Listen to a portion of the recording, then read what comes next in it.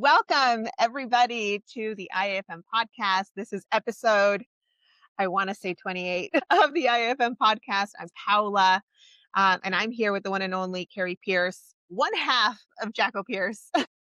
We're missing Jack, but we're thrilled to have you here, Cary. Thank you for making the time. I know this is super busy time for you because you're touring, which is kind of the purpose, but welcome.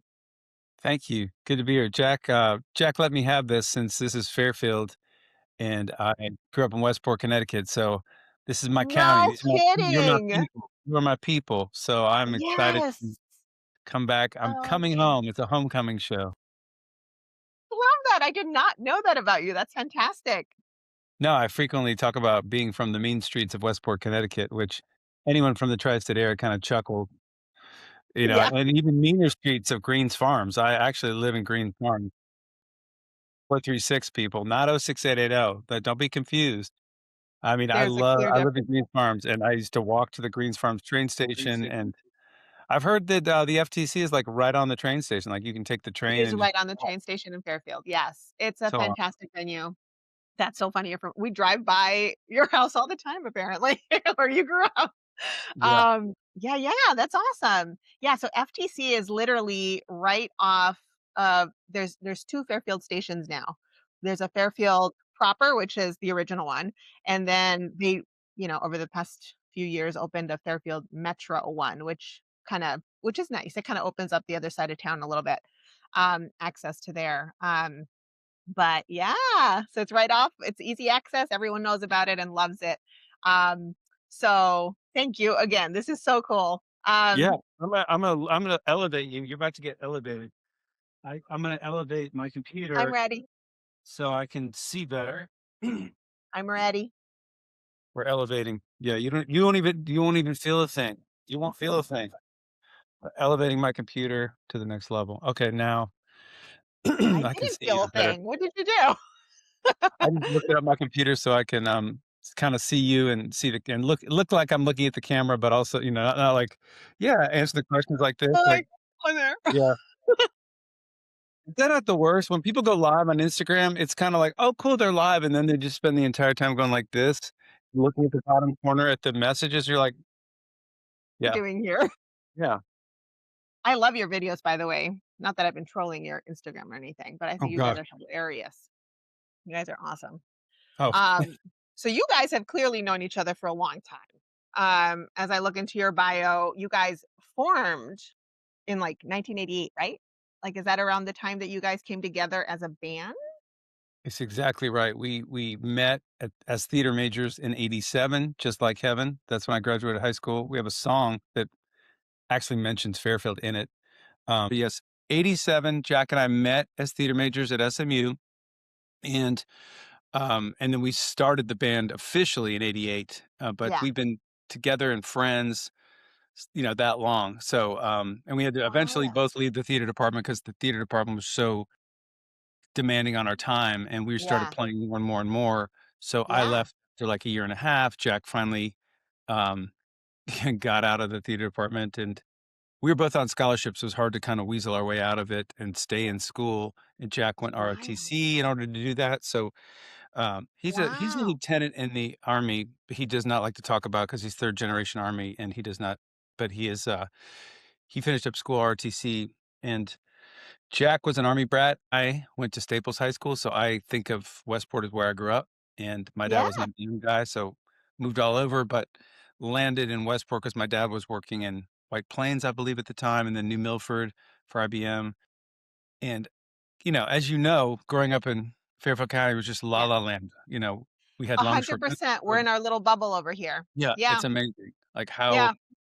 how y'all have, like, clawed your way back in. I know a handful of my friends have been like, "Well, I'm in Norwalk, I'm in Bridgeport, I'm trying to claw my way back into Westport."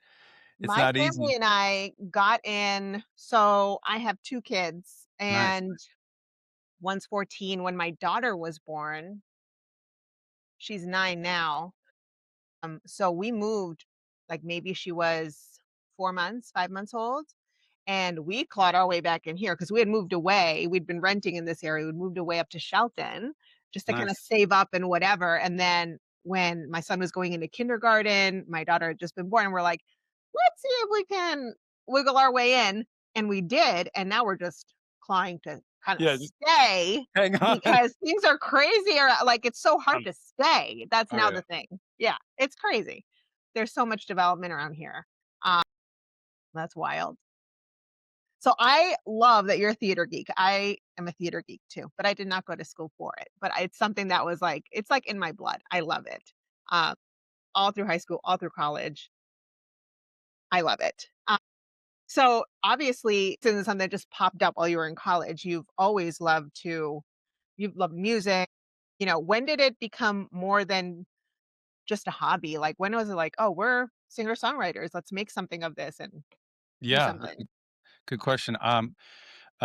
Sorry, I keep quoting I'm trying to get, to guide people to our songs that tell stories. We have a song called "This Is Our Time," Yeah. and it mentions, my sister was dating, no, that's not true. It's in a different song. It's called the '80s song, "Young and Free," which I mention Westport again, um, but it mentions how, my sister dated drummer boy, parents' basement made some noise, the stage, the lights, the girls, who doesn't wanna rule the world? And that kinda sums up my high school, like, back in the day, I was talking to another guy from, another publication in Fairfield County, and he was saying how there's more venues now. Obviously, there's the FTC is thriving, and there's so many venues now in Fairfield County. Back in my day, there's no open mic night unless you wanna go into New York City or, somewhere, New Yeah. Haven or Like a so we true create open mic, like yeah, a a cool venue true, for that's like, like music.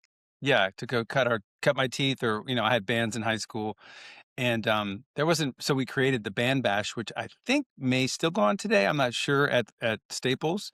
It was kind of Okay. a anti not it was just not about all the bands, it was more of a coming together of the bands, and, so we created this thing and we did it, gosh, I guess 3 years in a row just to and I was just hooked immediately, I loved we made T-shirts, we made posters, and just all of it just kinda started clicking. I was in Yeah. theater, I was in the musicals, um, I had, just a great time, and then, because of the musicals, got into choir more, got into the Orphenians at Staples, which is kind of the smaller kinda traveling choir, and, just fell in love with all of it, and to be honest with you, it was a complete fluke to go theater major, at in college because my guidance counselor was like, because I was looking at schools like Georgetown, Conn College, places I could not even remotely get into, and my guidance counselor at Staples was like, "How about, Said a boy can SMU?" dream.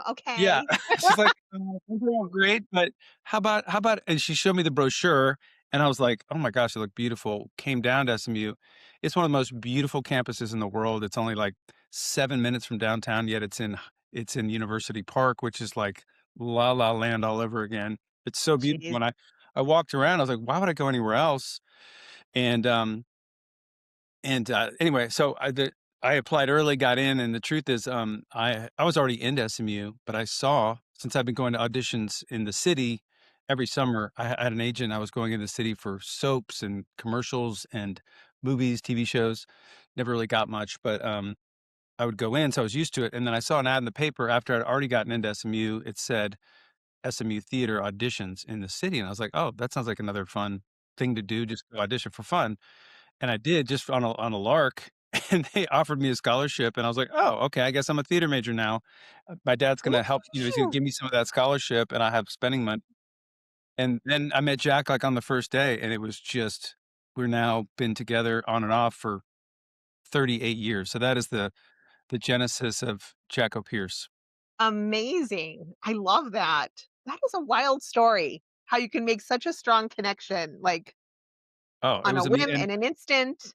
well, I'll tell Like you, it was we were both, when you get to the department, you can appreciate this being a theater person. When you arrive, they invite the entire school that want anybody that wants to come can come see the new crop of freshmen, and we give an audition, like a monologue, like 2-minute monologue.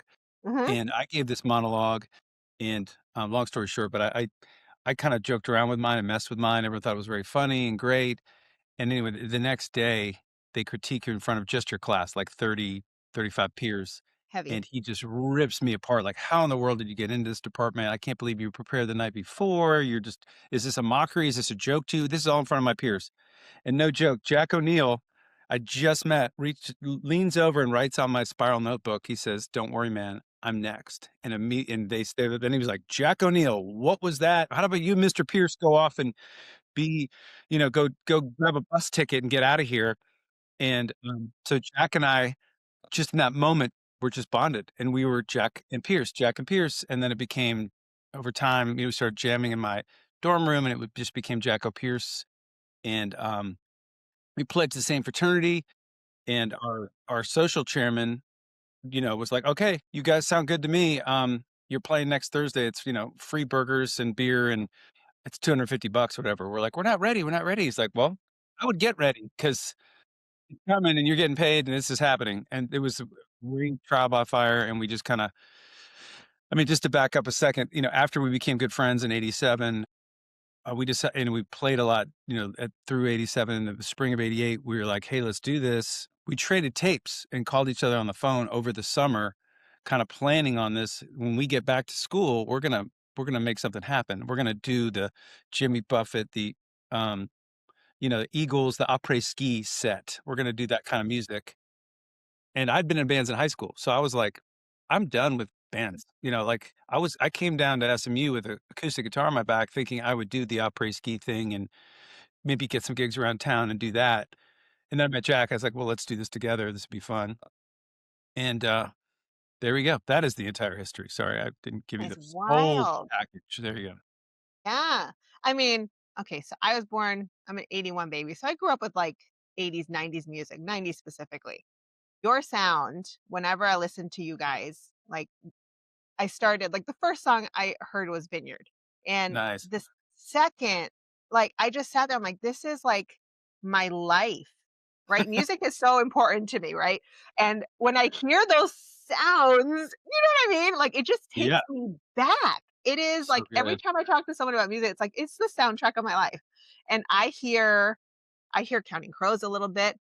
I Yeah. hear even a little Hootie and, like, in your in the musicality of, like, the strumming, there's something there, Wallflowers even, like, how like, people probably could talk about your sound, like, folky or pop or, like, a mix of all the how do you describe your sound to people? Yeah, I always just say Maybe we're it's a evolved. Maybe it's yeah. evolved. I don't know. I always say, like, singer-songwriter rock or acoustic rock. And I say we're 2 vocals, 2 guitars, and that kind of.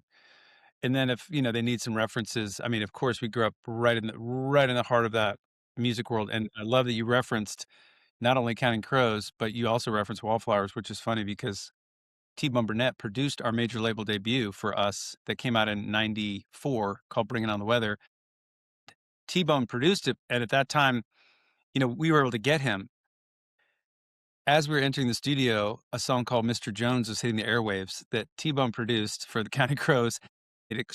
As you know, Counting Crows is the biggest thing on the planet in 1993, and they're huge everywhere. And then, so we would not, if 6 months later we tried to get him, could not have gotten him. He was the hottest producer on the planet for our genre, singer, songwriter, rock.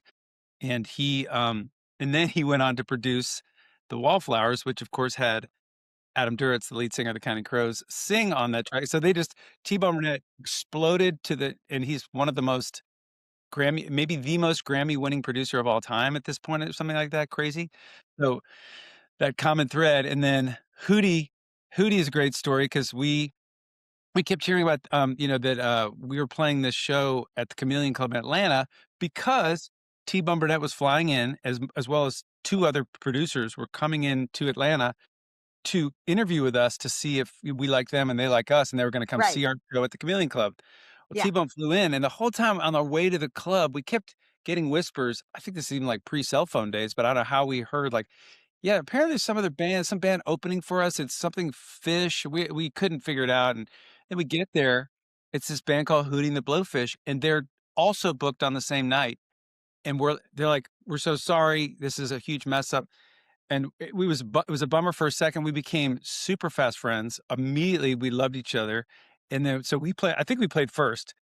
And Oh, T-Bone, of all people, T-Bone decides to bring his friends from Athens, Georgia, a young man named Michael Stipe and Peter Buck from REM. They come with him to the hole in the wall club and I'm looking to my left, and there's Michael Stipe backstage because he can't be out in the audience because there's too many people. And Michael, I could literally touch him. He's like 5 feet away from me.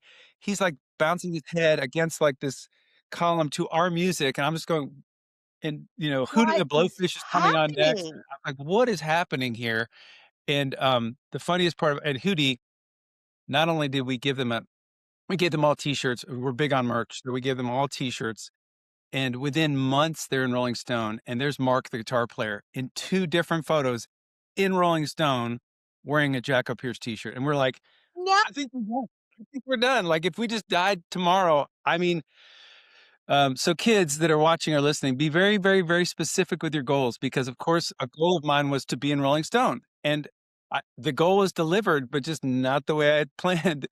doesn't always deliver the same way you think, but Yeah, it's so I mean, to have isn't him that great? wearing your do you have it framed somewhere? You have to have a I copy somewhere. can't find the issue, so, I mean, theoretically, you call me a liar.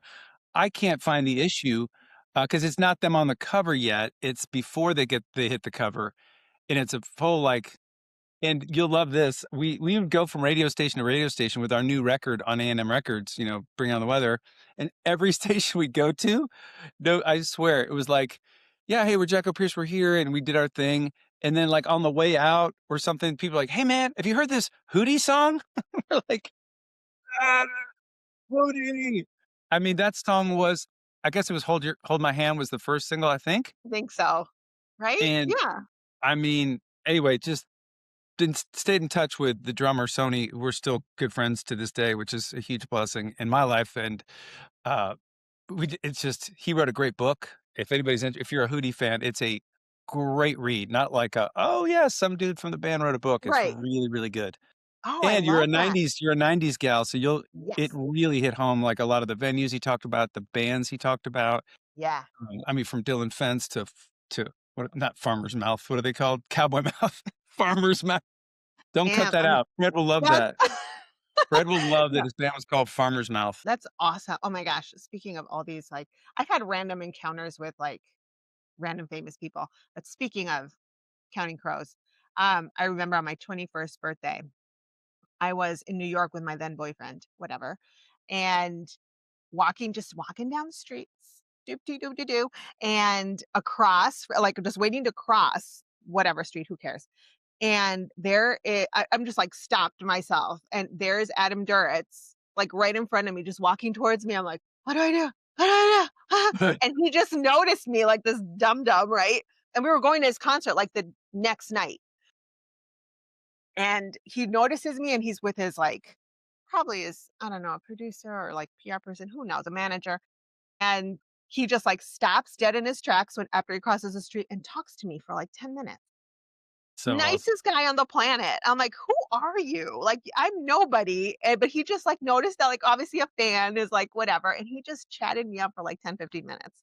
And then, like, "Okay, see you tomorrow. Okay. Yeah, okay, bye." I love it. So he made my 21st birthday. So The awesome. best. So, oh my gosh, such good story. Thank you for sharing all this. This is Well, amazing. it's fun to share it. It's been a while. It's been a while.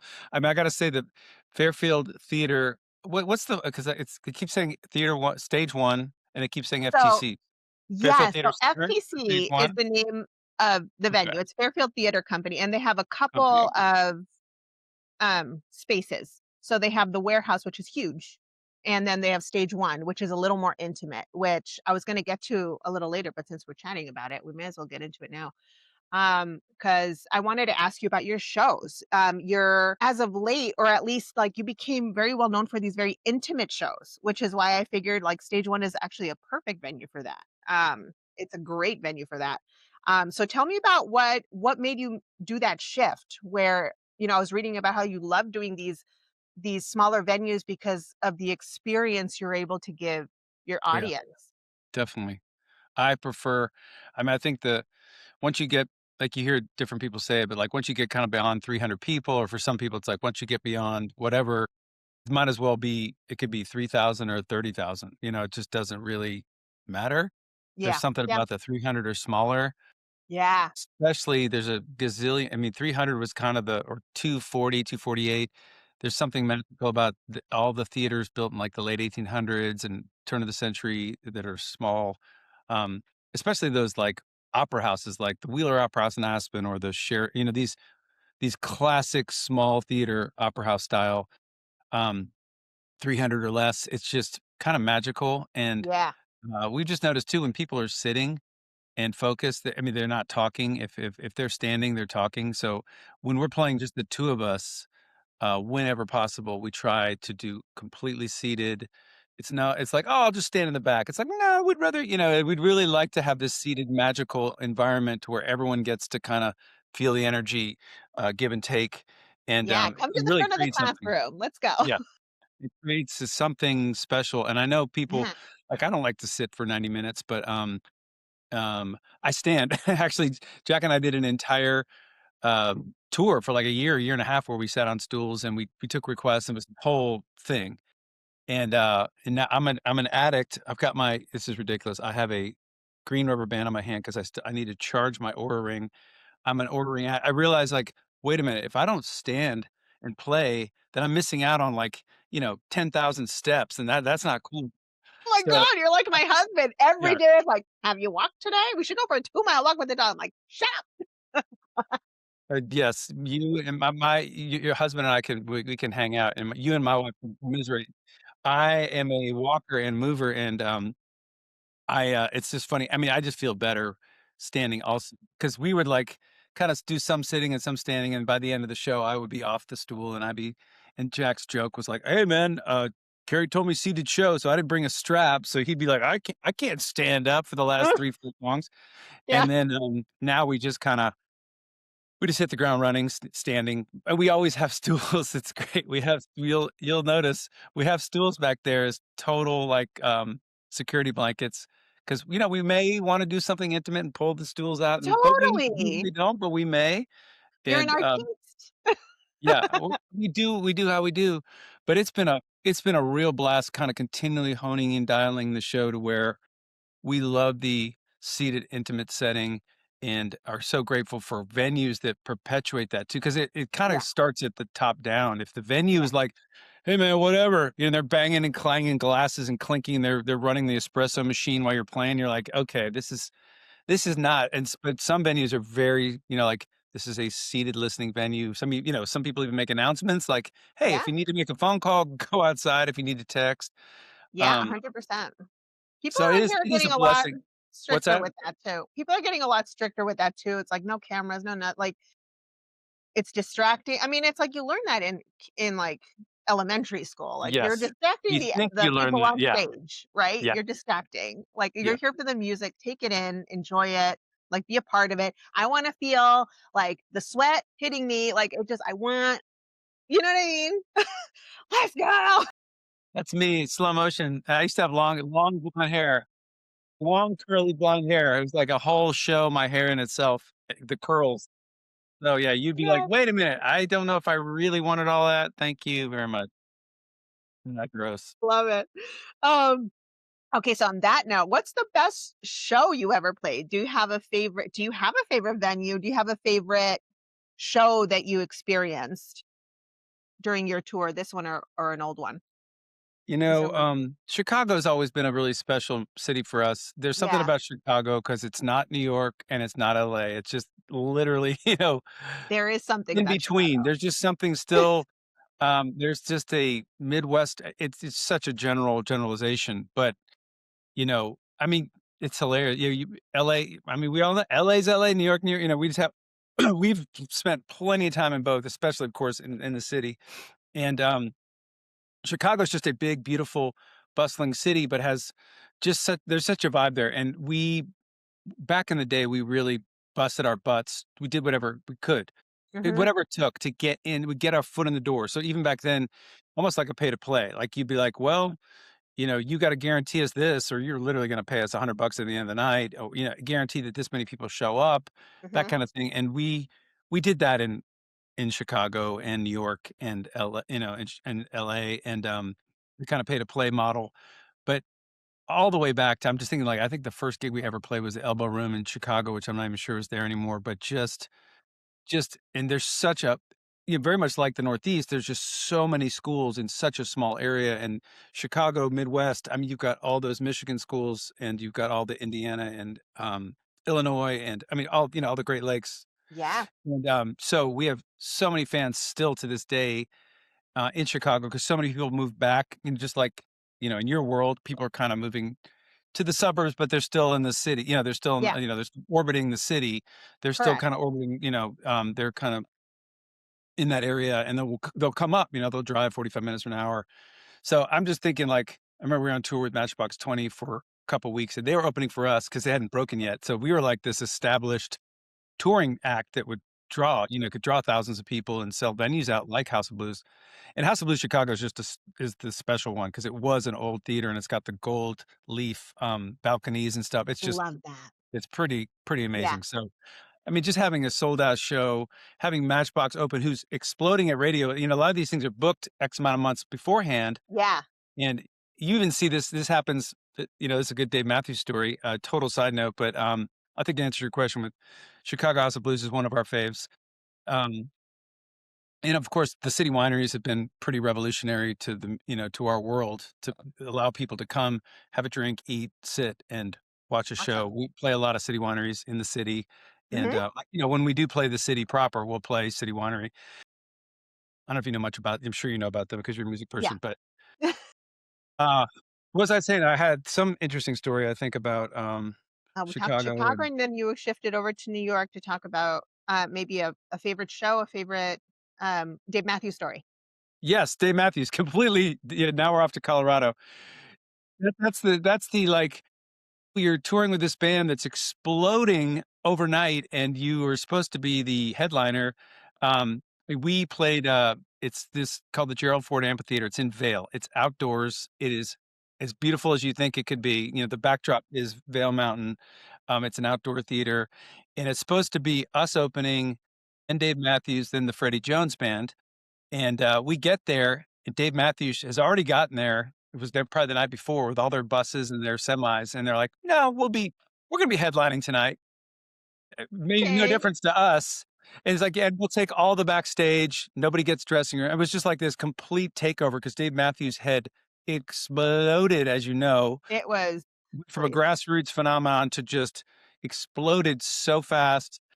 And, it was just hilarious how it was like, "Okay," we got to witness it firsthand, like, and Freddie Jones was like, but we're the," they were like, "Yeah, okay, it's Dude, Dave." And they're you've huge. been you've been, like, at the present Yeah. at all of these moments, like Dave Matthews, Hootie, like, Arya, like, what is happening? Like, you are present at all of it. That's crazy. Yes, we were adjacent.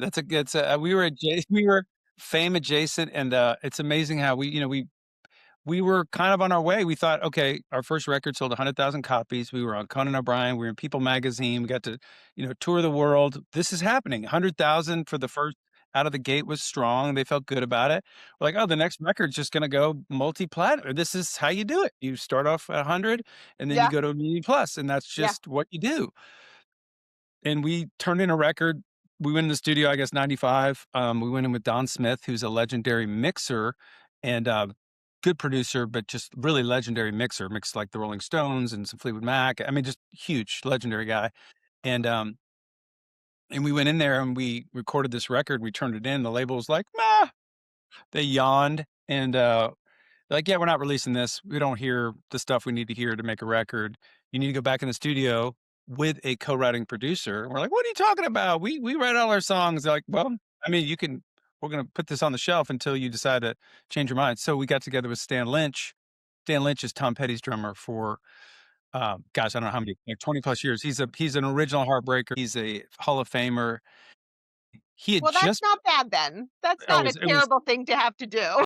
It was amazing. He's such a great writer and a great, and just brought so much out of us, and we co-wrote together, like, in my living room for several days and spent time in LA rehearsing and working on songs, and he brought in, like, and yeah, and I don't have many regrets, but some regrets I have was, like, not spending more time with the dudes in the studio, like Steve Lukather, who's a guitar player for Toto and who, wrote a lot of these Toto hits.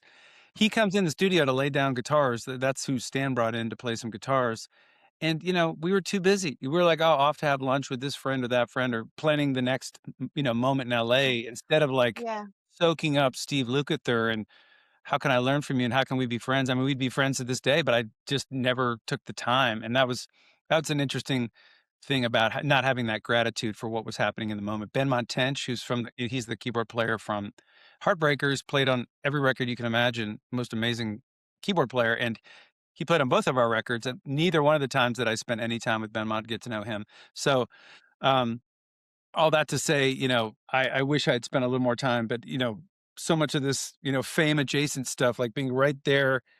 I don't know where I got off track, but I got all excited about. No, but I mean, but isn't that true though? I think for anyone. I mean, certainly like you're feeling it a lot too because I mean of the fame factor as well. It's like, oh, you had these like once in a lifetime type opportunities, but I feel like everyone does that to a certain extent where it's like you look back and you're like, ah, shoot, like I really should have given that a little bit more attention and really had been in the moment a little bit more because it's very easy, especially as a whether it's a young artist, a musician, whatever, to be taken away and like, you know what I mean? Just being lost in like your world or what's happening with you or like you know what I mean? Like your priorities might be a little different or I don't know. Like or it starts feeling like maybe this will come up again. Like, oh, I'll see him later. Oh, I'll da da da. And then it kind of falls off the radar and it is what it is. But I mean, the fact that I mean, you have incredible stories, incredible memories with all these amazing people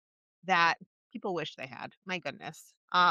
It Is was a great there ride, and you made yeah, me prompted me to think of something as I think of my career, and I think of artists and young artists, and maybe somebody younger listening to this, or wanting to get something yeah. off the ground, and wondering how in the world if these guys can do it, I can do it. There's a book called Who Moved My Cheese. I'm sure you've heard of it. I don't know if you've read it, but uh, the crux of it is there's all these mice. They're in a maze. Have you heard of it? Am I talking? Who no, I haven't. I You'll now hear about it all the time. It's kind of in that in that personal development vernacular. and it's who moved my cheese? That's right, bro. Who moved my cheese? Okay. Continue. So I'll just you don't even need to read the book now because I'm gonna nutshell it for you in 30 seconds. There's It's these gonna be mice. in it's gonna be in my newsletter next week Yeah, as on my bookshelf because I'm gonna read it. that will be the headline. Who moved my cheese? And get all mad about it. Be like, yo, like a photo of you. Like, who the Um, so it's these mice, they're in a maze, they're hanging Okay. out. Cheese comes every day. Like cheese comes, they get fed, they're great, they're fat, they're happy. They're like, yeah, this is great. We love it. But a couple mice are like, you know what? This is great.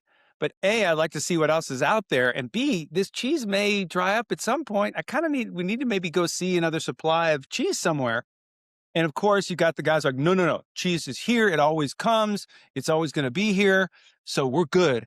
And of course, you can imagine what happens. Of course, the guys go out and they research and they look outwards and they find new sources. That, of course, the cheese dries up here. Yeah. And that's the thing, man. Like people, I've got friends. I got a lot of friends they're still hanging on to like, I don't understand this streaming thing. Why can't I just sell a record for $10 and I make $9 and I just don't, they're just hanging on. And Mm, I think, knowing that the cheese is always moving, it's always going to move, yeah. be adaptive, know think about what's coming. And it's wild because we we didn't sign up for this. We signed up for people, waiting in line for a week to get the U2 tickets, or people waiting in line outside the record store for several days to get the new Depeche Mode release because they were just so whatever, you know what I mean? Now it's instant, and that just changed. So that's the thing. I mean, just becoming flexible and just knowing. Adaptive. I don't Yeah. know if I haven't become flexible. I think it's just kind of it's been in our DNA a bit to not like, okay, now we're going to become TikTok. I mean, I got a 25-year-old son. He's in the music business. He works for a huge record label out of Austin and Nashville. And he's like, yeah, TikTok. It's just a place where that's the greatest chance you have of Yeah. going viral on something. Isn't that And, wild?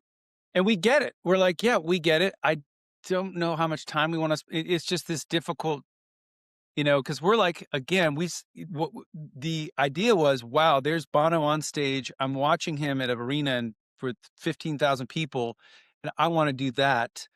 and that's what drove us. Like, I want to follow that path 100%. Like, how many albums can I devour? How much lyrics can I devour? How many songs can I cover Mhm. of that band? Just get all up in it, and I wanna embody that, and U2 is a great example of a band that's completely always been at the cutting edge. The che knows that the cheese is always moving, and, they're always, they're not chasing it, they're creating. They're Yeah, always at the they're forefront. blazing the trail. They're blazing the trail. They're encouraging. Because what is he? He's gotta be in his mid-60s, um, Easily, yeah. close to 70. Isn't that weird that you can appreciate this, at my age, like, I'm 56, and um, you when you're a kid, when you're 16 years old, you're watching this rock star that's only maybe 22 years old. So there's just a 6-year differential. So when these bands are coming through, I'm like, aren't they like 100 years old? And like, no, that guy's not even 70 yet. It's amazing because when you're 16, you think of the 22-year-old as just an infinite adult, like infinitely older than you, and then you I realize, know. oh, they're only 6, 8 years older than me, or even 10 years older, like No, a it's not 66-year-old rock star is not. I mean, what's McCartney? That used to be the benchmark. Okay, he's going to 76, we'll keep going to 76, and then he keeps pushing. Now what is he? Is he 80 now? he's Close, gotta be easily close to 80, 80, 100%. And and that's still like, playing. it's crazy, like, they're still 20, 30 to me, like, Yeah, you know what I mean? And when you stop and, like, tune into the fact I mean, take anybody. Take Michael Rappaport. I was watching one of these random reality TV just like I don't know if you watch The Traitors, great show. It's a random show we watch at night when we're going to bed, but hilarious. Alan Cummings, the host, he's hysterical. But Michael Rappaport is in this one. I'm like, I remember you from Beautiful Girls, and you were like maybe late 20s, early 30s, maybe. Dude, you're an old man now and crazy. But wow, like I can't handle when I start tuning into it. I can't handle it. I know. it is. Yeah, when you do see, because we do perpetuate those photos of Paul and John and the Beatles, and then Yeah. he looks great though. Paul. We got to say, Paul. Mm. He's held He's it holding it together together. beautifully, and he's such an inspiration because he's still collabing and doing cool things, and I'm just I'm in awe. Baby, I'm amazed at the way you and He my could son. sing Hey Jude like every day till his last day, and people will still be like little kids in a candy store. Like it is he stayed so relevant to this day. It's crazy. Oh, It's crazy. and I got to see him play at, um, Austin City Limits in Austin. There was a Mm. time because I live in Dallas, in Texas. Yeah. ACL is a huge deal, especially for my kid was really musical and like very into music. So we started going to How can he ACL. not? Anyway, he headlined. Of course, he's 20,000 feet away from me, just so far away. I was just like, oh, there's tiny little Paul. But my son has perfect pitch. So he was like, he's a huge Beatles fan. So he was like, Dad, and he was 76 at the time. I don't know if that was 4, 5, 6 years ago, but he's like, he's hitting every song in the original key. So that's why I yelled like, baby, I'm amazed at the way you treat me all the time. I mean, he's screaming that at, I'm like, I don't get that because my voice is super, I'm like all precious about my voice. I mean, Fairfield is a special one because it will be the end of me and Jack always joke like, "Hey, it's the end of the tour." We have a 3-night run. We're playing, Western Mass. We're playing, what are we doing? Yeah, we're playing at, Northampton, Mass. Then we're playing, Natick, Boston, Mass. And then we're playing our final night on Saturday will be Fairfield. So I can talk to folks after the show more than I normally would. Because typically Awesome. I'm like, man, we just don't come out. Ever since COVID, we just quit coming out and talking because to talk for 30, 45 minutes after you just sang for 90 minutes is brutal on the voice, and, I can't do it. So how Paul does it out of Cool. the pull, pull, pull. Alright, he plays the cymbal. I love it. Is there anyone I mean, Paul McCartney, clearly, but is there anyone you haven't maybe toured with? You've shared the stage with John Mayer, Fairfield, thank you. Yes. I believe, Dave Matthews, clearly, Matchbox 20, Counting Crows, even Toad the Wet Sprocket, right? Like, is Yeah, there we toured anyone them. Yeah. you haven't shared the stage with that you would want to, that or, you know? My gosh, I don't even know where to begin. I'm a huge, uh, of late, I'm a huge, War on Drugs fan. That War on Drugs really drove a lot of our sentiment, especially we have a song called City Without You, which was really written about kinda during COVID, and I was just imagining Jack being in the city and how rough it was during COVID. Mm, Remember, like, people piling up in the hallways and I mean, it's just like I yeah, was just so grateful to be in Dallas where I was, but I was feeling for my boy and, in New York, and, anyway, The City Without You is extremely War on Drugs, kind of if anyone doesn't know War on Drugs, it's one of my favorite bands, and, I just he's able to bring enough Dylan to the party, but yeah, also got that new wave '80s rock pushing sound with the keys. I'm just trying to love I'm it. trying to relate what he just encapsulates enough petty, to just make so many people and Bruce, he's got definitely got the Bruce thing, got some killers Yes. in there, just the Oh, way this yeah, is all incredible. Yeah. War on Drug Are you a War on Drugs person? Have Fan? Are you not, no, but I will be okay, now because everyone that you're mentioning is, like, right up my alley, like, yeah. 100%. We're big new wave over here every Saturday night. It's the Sirius XM channel, like, Saturday night, dance party or whatever it's called. I love it. Yeah, once you listen to War on Drugs and you hear City That, you're like, "Oh, I could I see that can see Jack it. Pierce was highly influenced at that time." Um, so, anyway, I have no idea where that rabbit hole went, but bring I me don't back, know. please Well, back. who you wanted to share the stage with, so that was great. But yes, yes, War on Drugs would be one, Bon Iver is another one, I'm a huge fan. I think Holocene is one of the most beautiful songs put on tape, period. It's one of the most beautiful songs I've ever heard in my life. And we just reference it. We did this all the time when you're in the studio. It's the producer's constantly playing music for you, like, hey, check this out. And I'm like, Yeah, check this out. And he'd never heard Holocene from Bon Iver. And I was like, hey, this is kind of you're able to kind of define where you're headed by saying, yeah, we're kind of this vibe, or I love these arpeggios of this artist, or I love the drive or the feel, the emotion, and you're able to kind of communicate through a handful of songs and artists to like, yeah, hey, and then it's just cool because we all steal like artists and we all borrow and everybody. I mean, go back in time and you listen to this like the '70s singer songwriters everybody sounds the same because everybody was listening like, "Oh, that John Sebastian hit," like, "Welcome back." Oh, I love that. Now it's like, "What's in your life? You find her." All these different, like Christopher Cross wrote the Arthur theme song. I mean, I don't know who came first, which chicken came hard first, to but tell. everybody listens to that like, "Oh, that's the Hit. sound." James Taylor obviously was a, godfather of a huge chunk of that. Along with your Dylan and all, a lot, we've just Jack is very Dylan, very Neil Young. Yeah, I'm I love that. very very New Order, Smiths, Roxy Music, Brian Ferry, that English beat. I mean, I was a new wave kid. I mean, I Yeah. had the hair down like flock of seagulls. I mean, Yes. Oh I my first god, met find the pictures. Find the picture. oh my gosh, the hair. I have a video of our first band, and the video's horrific, but it's just crazy to see the energy. And of course, I dance so much that I finally hit the mic, and I'm out of breath. I You're can out of barely hit breath. the note. I'm like, oh, I was so pumped on adrenaline. But Yeah. that's where Tom Petty and like the War on Drugs. That's where Jack and I really meet in the middle somewhere of like. Yeah, it can have all the Dylan he needs, and it can have all the kind of elements that I kind of need to make something and of course, U2 is my favorite, and Police, Sting were those are my 2 top guys, like Bono and Sting are just and then Brian Ferry right in the top 3 right there. I mean, Um, legends. Yeah. legends, so just That's the influence of those incredible. guys, for all you young folks listening and never heard any of these, you're welcome. Roxy Music, Avalon, oh my gosh. Your mind's gonna be blown.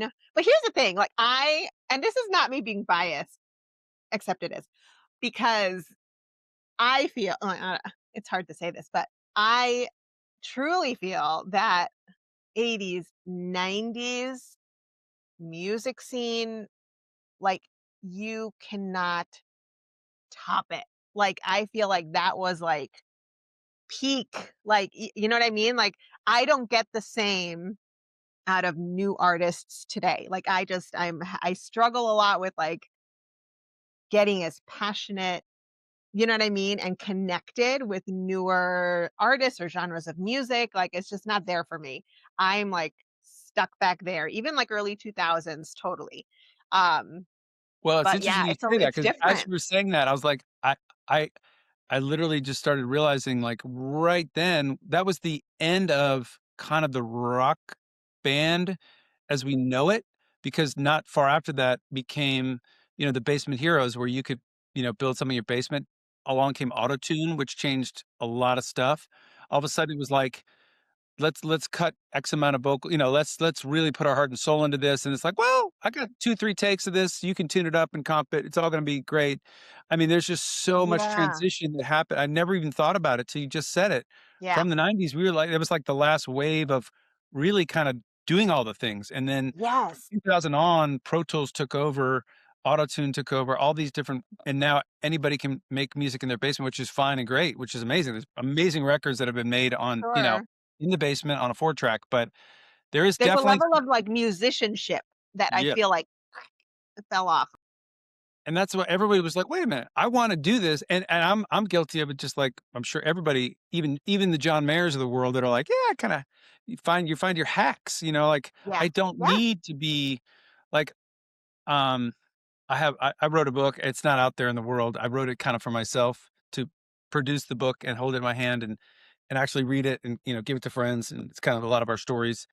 But it's one of the chapters is Awesome. I am not John Mayer, and I played with John. Like John and I hung out for a couple days. He opened 2 shows for me solo in Chicago of all places at Shuba's, which is another incredible venue. And John opened for me, and seeing that level, even then, the level of his quick wit, his sharpness, his playing, his song, everything was just like, oh, that's a whole 'nother thing, which is great. Like, he ain't me, I ain't him. I bring different things to the party, I just, um it's just wild to, like, go, "Okay, I don't possess all those." Anyway, another No, rabbit hole. but it's awesome though. Like it's like, different generations kind of coming together though and just seeing how things have evolved and yet at the same time highly, I don't know, together, like influenced or I don't know, like they're just there's a synergy between it, you know? Um I love that.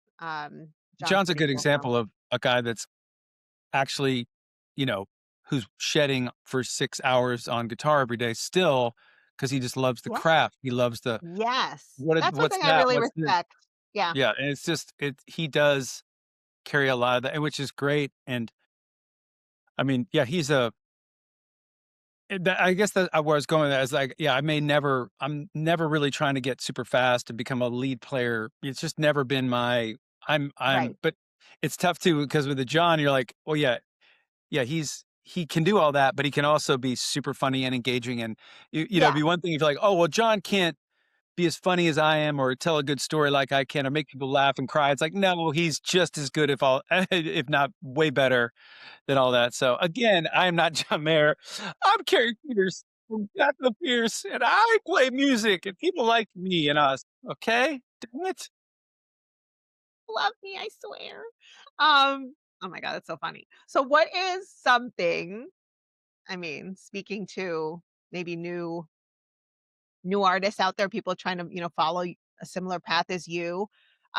What is something that used to be like something you cared about deeply when you first started, like in your 20s, right? That doesn't really matter that much anymore. Like, how has your approach to the industry or your business or something that you're like, you know what, this is a better like focus. I mean, it's hilarious because you think the goal is the arena, the stadium, and you think Yeah, like once you get right, there, everybody's there to see you. right. It's on. Oh my gosh, I'm a rock star. I'm up here in front of 15,000 people in my arena show, and this is amazing. And then you realize everyone's on their phone. People are walking in and out. They're going to the bathroom. They're going to get the hot dog. It's not about you anymore. Back in the day, and this is just again, the cheese has moved. And I'm Yes. sure back in the day, if you're at a whatever show in arena and it's 1970 whatever, and you're there to see Led Zeppelin, I bet it was I mean, I'm saying this out loud. I'm sure there's plenty of people walking over Mhm. people to get to the restroom and go get their hot dog and be annoying and spill beer on you and stuff. That's not changed probably. Um, like I talked about waiting in line. I mean, the value, it's a value thing. It's an attention thing. Think about Yeah. how people are like, well, I, and this is the other thing. 20% of people pretty much across the boards will buy a ticket and not show up. So you may have a venue that holds You're 100 people, joking. 20 Who people, you does can pretty that? much plan on 20 human beings not showing up. Why? I blame it on COVID. I blame it on well, I just got home from a long day of work. My wife poured me a glass of red wine. We're starting to watch Netflix, and then it's like, oh shoot, we got that show. Do you want to go or you want to stay here?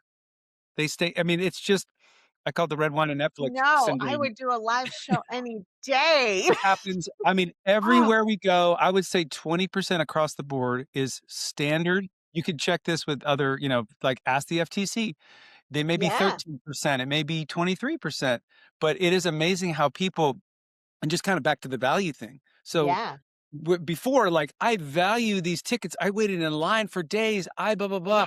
I had yes, to go to this fanzine to write in and then get a coupon and whatever it was. And now it's like, no, no, I just went like this, got the tickets. The value is so shifted. And so I believe that kind of different. translates into the guy who's at the show. It's like, well, yeah, I love this. I'm glad I love the band, but I've also got 17 other things that I'm also interested that I also value, like how are my stock trades doing and how's the, my kid doing at this event? I can watch it online. Obviously I'm preaching to the choir and everybody knows the Yeah, attention is just being yeah, spread. yeah, But the value, that's the interesting part, is the value, like, do you value this enough to, put the phone like, "Whoa, this is" and think about what we value, don't value. Like, if it's some, like I always use Lenny Kravitz as an example. I'm a huge Lenny Kravitz fan, but I was like, if Lenny Kravitz was doing, like, 100-person thing and it was $1,000 a ticket, I might buy that ticket just to know that I could have that intimacy and maybe get to meet him and hang out and whatever. the And value of guess that what? If I dropped experience. $1,000, I would be, like, all in on Lenny. I would not be pulling my phone out going, "I don't wanna waste this percentage of my time with Lenny."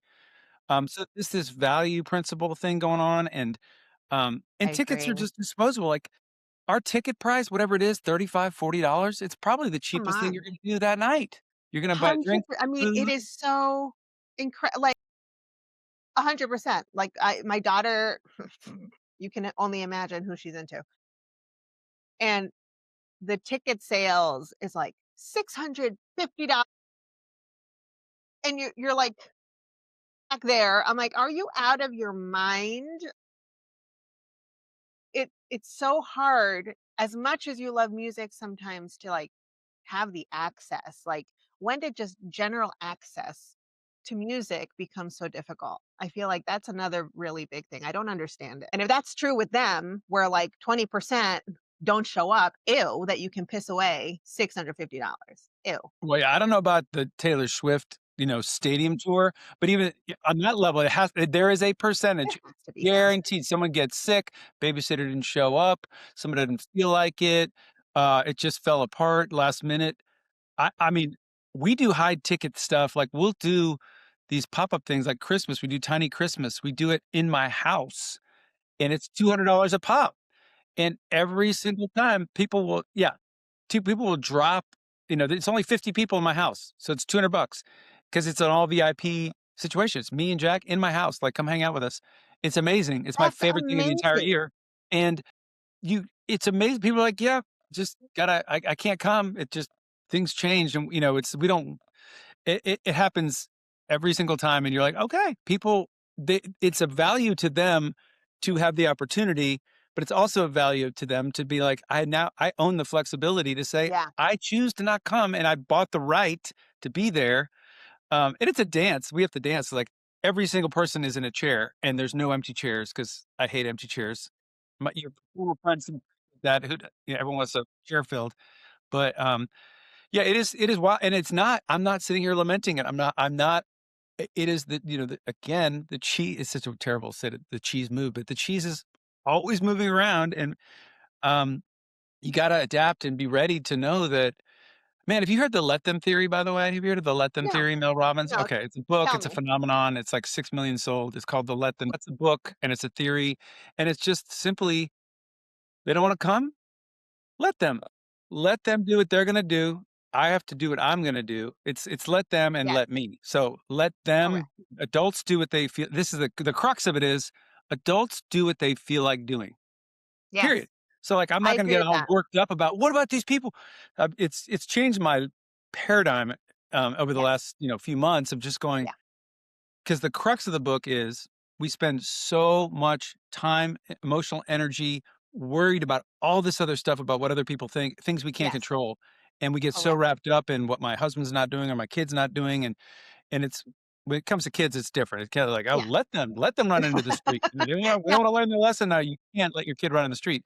But I mean, you get it. There's guardrails. yeah, But, the let them theory it's been huge, even with that, like, I'm sitting there playing, I gotta use it live, I haven't even employed it yet, but, like, I'm playing live, and someone's engaged with me, and all of a sudden they just go and they're just right down on their phone, and it might be 30 seconds, it might be go to the babysitter, or it might be like, "Yeah, don't take the red one, take the blue one, Instagram. honey." Or yeah, or, I'm saying, like, I have to make myself believe that they're, like, getting a text from their kid or the babysitter, otherwise I go banana. Yeah, if I start seeing this, I'll 100%. Oh my gosh, it I is know. so distracting, and it's not like I'm being some old curmudgeon, it's just simply energy goes here and It's a disease. Like, yeah, yeah, this is a disease. Like, I can't stand bad, it. The let bad baby, bad. Yeah, bad. let them is definitely something that we employ here as well, because otherwise, I mean, it is like you talk about, um another thing we've heard is like energy vampires, people who will suck the life out of you if you let Yep, them, and you can't. You have yep, to, like, be able to just, you do you. All I can control is me, my attitude towards things, my behavior, what I do, my actions. I cannot change or control other people. So they can continue being disrespectful, or they can continue being, whatever towards me, whether or not they realize it or not. But I cannot let it consume my energy. I don't have time yeah, for it. Like, I amen. can't.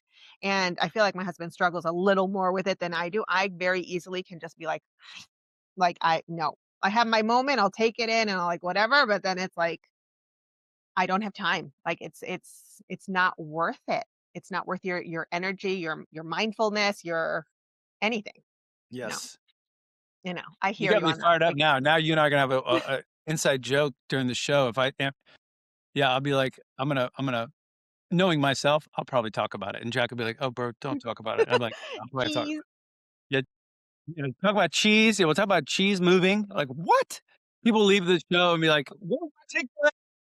My takeaway was let what? And then let the cheese? Let the cheese.